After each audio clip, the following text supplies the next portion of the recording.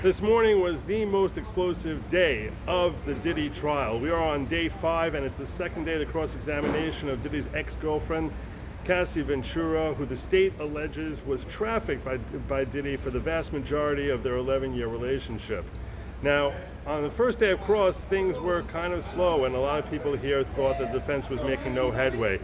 Today, they've been more on the attack, less more of an interview style that they had yesterday. And today they've definitely been somewhat more aggressive. Early this morning, they played an audio clip where they were trying to show the hostile side of Cassie and trying to perhaps make her seem a little less charming than the defense admitted that she was, by sharing an audio clip of her yelling at an individual named Sujit. Now, Sujit is someone she talked about on direct as a person who had told her that he had access to sexually explicit videos of her that someone else had gotten. And there was speculation this morning that it may have come that Cassie and Diddy both thought that the video may have been leaked by Jonathan Odie, which I'll let you raise your own speculation about that. But the audio, I did not get to hear the audio myself. I was told by several people here that she sounded very desperate and angry, and that we don't even know that Sujit is responsible for this video, and that she was threatening that she was going to effing kill him. I'm going to effing kill you. I won't do it myself. I'll have someone else do it. I've never killed anyone before. And also asking, why are you being like this? If I had something like this, I would share it. I would at least let the other person see it. So the audio, they said from the people who heard it, had a reaction of, it sounded like a woman who was very desperate about the fact that she was concerned that a humiliating video was about to be released publicly. So whether or not that had any impact on the jury is really anyone's guess. But if you're looking at the informal jury of the viewers from the trial who were sitting in the gallery, they seem to think that that was not like an overreaction given the nature of what she was facing in that particular moment, and that people say, I'm going to kill you all the time. So whether or not that impacted the jury, I don't know. But the other strategy that the defense has been taking today is that they have been trying to attack her memory and trying to relate and convey to the jury that her memory is not something that is any longer reliable. And how do they do that? Well, they brought up the fact that she's been through therapy, where she had neurotherapy, and they had electrodes that she said were basically placed on her head, and a second type of therapy which was also designed to try and help her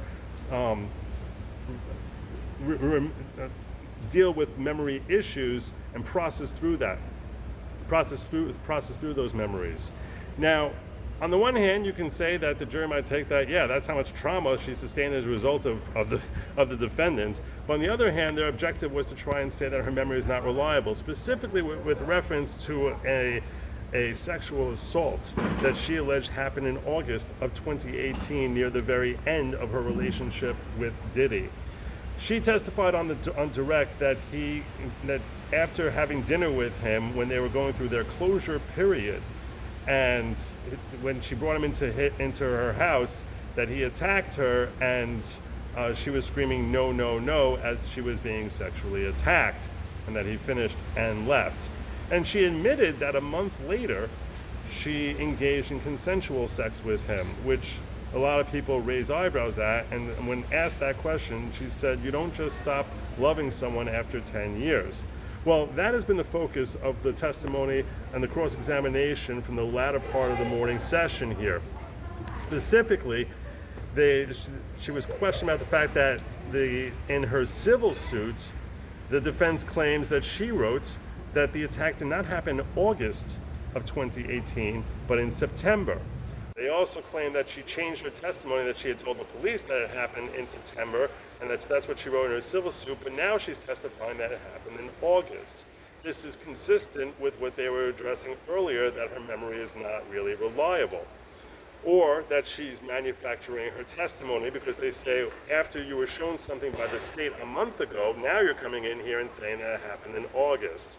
And they showed further text messages designed to show that even down the stretch, a month later, on or around when she ended up engaging in consensual sex with Diddy, which what she says was consensual sex, and the state wants us to believe that the defense wants us to believe that there was never any assault at all, and that never happened. And they're trying to say, like, there's no implication from any of your text messages afterwards that he assaulted you. You seem to be completely fine with him and engaged with consensual sex. At this time, you were dating another man in September of 2018, and the point being that that she was cheating on him with Diddy, and that Diddy was okay with her dating another man, and that even while she was out with Diddy, she did not tell her then boyfriend, now husband, that she was out with him, and that he tried FaceTiming her while she was out with him and asked her, did you have sex with him? Were you having sex with him while your boyfriend was trying to FaceTime you? And she said, I don't remember what we were doing. I know I was with him when he tried FaceTiming me. So the objective here is to show that she's not quite the virtuous saint that she seems to have been portraying on the stand for the last 4 days, and furthermore that her memory is not trustworthy. One final point I want to give to you is that they were asking her during this section, when they were talking about her feelings for him down that stretch after the alleged sexual assault, that they said, did you hate him? And she said no. They said, do you hate him today? And she said no. They said, do you still have love for him? And she responded, today. Do you have love for him today? And she said, I have love for the time that we had. So I expect that the defense is certainly going to try and bring that up in their closing arguments, that she said, I love for the time that we had, implying that she was consenting to all of the activity that the state is saying that the state wants to label as trafficking. And I think that was potentially a very big win for the defense, that they at very least got that quote out of her. The attorney was wise enough not to dig any further and allow her to distinguish between the good times and the bad times, the cheating and the non-cheating, and specifically as to whether or not that included the freak-offs, because that way they can leave it hanging out there for them to raise for the speculation of the jury when they do give their closing arguments. Now we can expect there's supposed to be a redirect that's a half hour long at 4:30. They only have until today to get Cassie. Cassie's not going to be testifying after today. There's information that was shared with both the state and the defense beforehand, and that's why they've been trying to cram her testimony in. She is rather pregnant and looks as if she's certainly in her 9th month. So that is all understandable. It'll be interesting to see if the state probes further and asks that question, when you were saying you still have love for the time you had, does that include the freak-offs? Because and I'm not even sure what she would say. I'm really not even sure what she would say. Some of them, I feel like some of them she enjoyed and some of them she hated.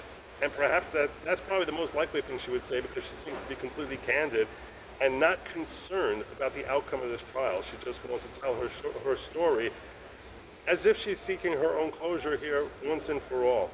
She hasn't seen Diddy in the last 6 years, since the memorial that was given for Kim, and she left a message to him saying that when you referred to me in the same way like Gina and a babysitter to other women that she suspected that he was cheating on her with, and referred to Kim as her soulmate, that I felt that was very hurtful. And after she sent that text message, they've texted a few times, but she never saw him ever again. So that's what we got this morning. I'll try to drop a video. I wanted to do a live stream earlier. I got no internet connection here, so I wasn't able to do that.